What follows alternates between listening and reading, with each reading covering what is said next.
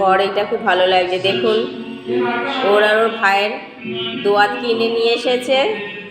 এবার বলছে মা দোয়াতটা আমি একটু রং করবো, আঁকবো একটুখানি। আমি বলছি কর তাহলে। ঠিক আছে, যতটা পারিস, ছোট জিনিস তো, যেইভাবে মন চায় সেইভাবে কর। এখন এগুলো খুব ভালো লাগে জানেন তো, মাটির জিনিসের ওপরে আমার তো খুবই ভালো লাগে। আর যারা আঁকে তাদের তো কোনো কথাই নেই, তাদের সব অসাধারণ,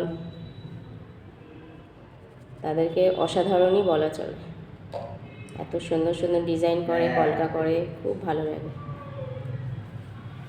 ও একটা হয়ে গেছে, কালারটা আর কি করে নিল, এরপরে শুকিয়ে যাক, এরপরে কলকাটা দেবে মন মতো, যেই কলকা ইচ্ছা দিক।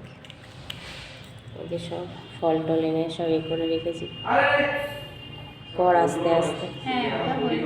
ঠিক আছে, চলুন পুরোটা হয়ে যাক, তারপরে দেখাবো।